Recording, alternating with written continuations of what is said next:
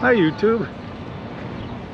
So I'm here with Jax at the Columbia River Maritime Museum. I'm gonna check this out. Nice day. That where we stay it's 109 degrees, and so we decided to come out here to Astoria where it's only 101 because it's cooler. And we gotta wear masks here, but that's cool. So, seeing how we got here in the afternoon, we are gonna go check out the lightship Columbia first. Yeah, maybe they'll let us onto that one. We'll go check it out. So this ship, because of the virus and all that, they won't let us go down below and tour it. But it was a lighthouse ship that they stationed off the coast to the people use as navigation, I assume. What's really interesting to me is it's got a cement deck. Too bad we can't poke around inside. So what we've been told is that is a cruise ship, the Queen of the West. And so if you want to cruise down the Columbia River, this is a way to do it. I'll have to look into it just for giggles. I'm sure I can't afford it. Okay, this shows sites of shipwrecks. And since 1792, approximately 2,000 vessels, including 200 large ships, have sunk in the Columbia River bar, and more than 700 people lost their lives. That's why they call this, or some do, the graveyard of the Pacific. Where we are located, where the museum is right about there. But where Jax and I are staying, follow the river to where he's pointing, somewhere down there. So we're 45 minutes away from here, which is why we come down here a lot. And they show you where all the ships are, and I think if you push a button they'll light up, but I don't know. Another thing to give you an idea is that area up there is known as Cape Disappointment, and that's where Lewis and Clark ended up.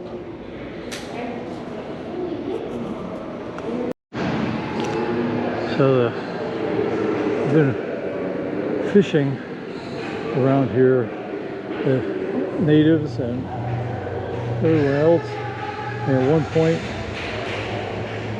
they go out fishing on sailboats, similar to this one.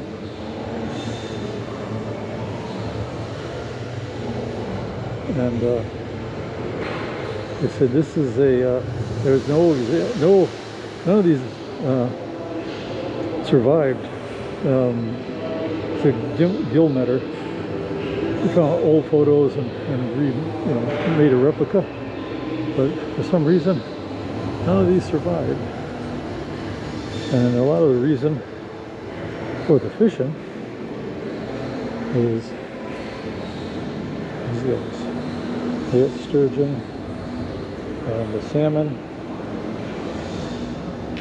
And salmon are still a big things, but a couple different ways. You got nets that float, catch the ones up near the surface. You got the sinkers that go down along the bottom and catch the fish along there. Because a lot of the sinkers, they developed those in the 1890s. Catch the fish while they swam along the river's bottom, and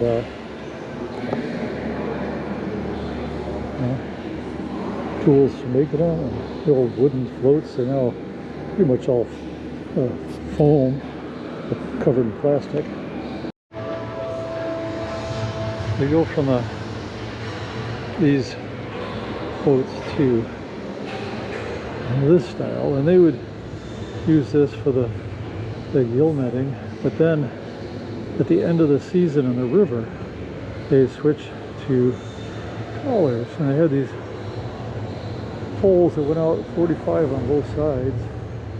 And if you look here, you see lots of lines going out, and they would put out the long lines with the hooks and catch the fish that way and reel them in. I mean, similar to what fishermen do now with, if you look at some of the fishing boats that on the Great Lakes and stuff that have all of the rod holders across the top and out the sides, and similar idea, just not on a commercial basis like this. According to this, there's 10 things to bring good luck or prevent bad luck when fishing. 1. Fish bite best before a storm. 2. Boat's bottom paint is better if applied by the light of the full moon. 3. Cans of food or anything else must be stored with the labels right side up. Keep boat from capsizing. Upside down cans also throw off the compass. 4. No suitcases on board. Only farmers carry suitcases. 5. Never leave the hatch covers upside down. 6. Don't take off the hatch cover until the first fish is landed. 7. Never cook pea soup on board a fishing boat. It brings stormy weather. 8. Never whistle on board. It calls up the wind. 9. Rabbits or pigs should never be mentioned as their bad luck. And number 10 is bad luck to leave for a fishing trip on a Friday. And this happens to be a picture of Tony Casina holding a record 83-pound Chinook salmon in June 1936. Man, that's big.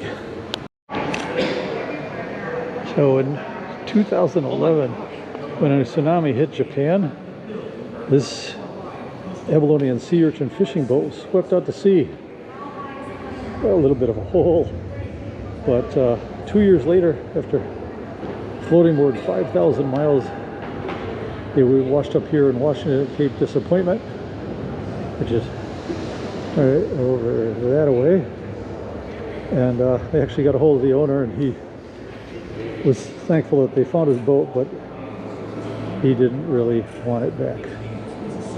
That's amazing.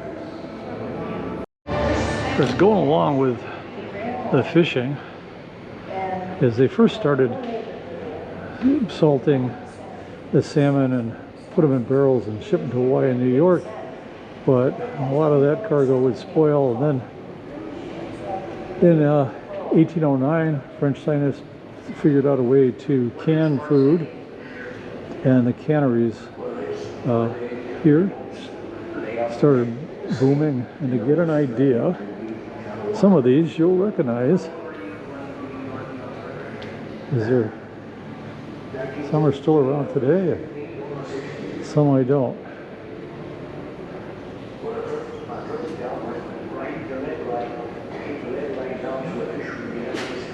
I mean, I grew up with my mom making salmon casserole from canned salmon. Okay, this is a 36-foot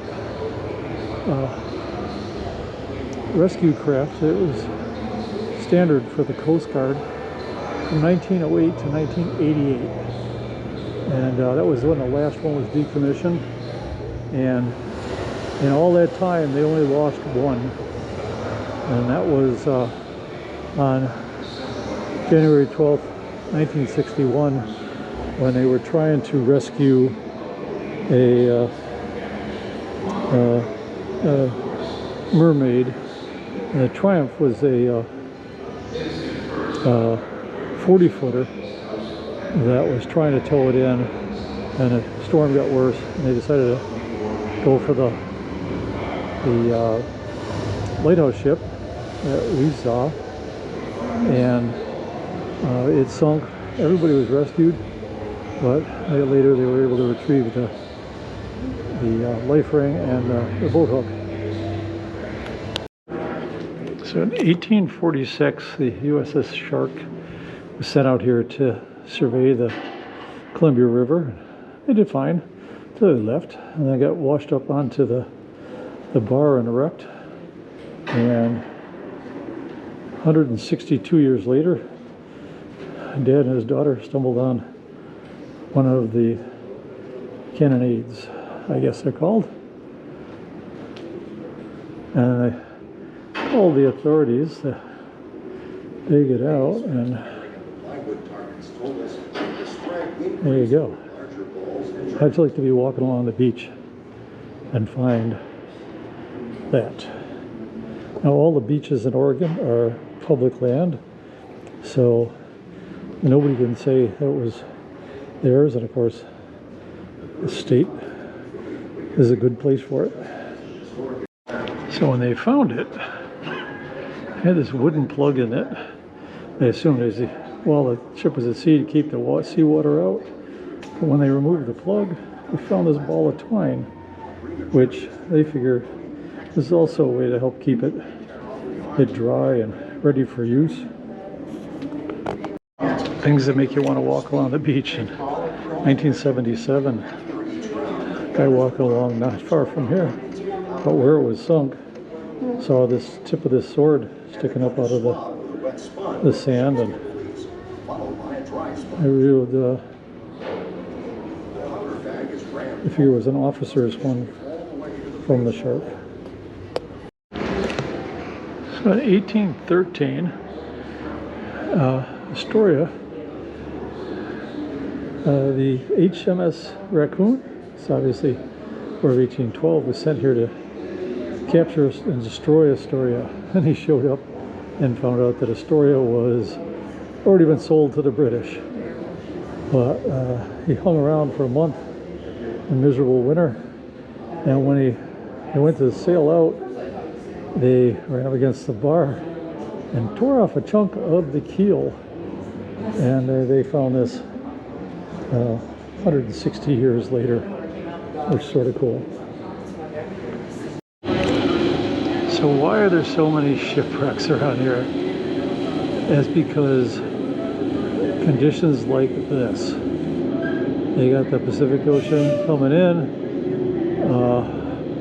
and the river going out. When they get together, you can get 40-foot waves that can even throw some of the largest ships around. I mean, watch this. Yikes.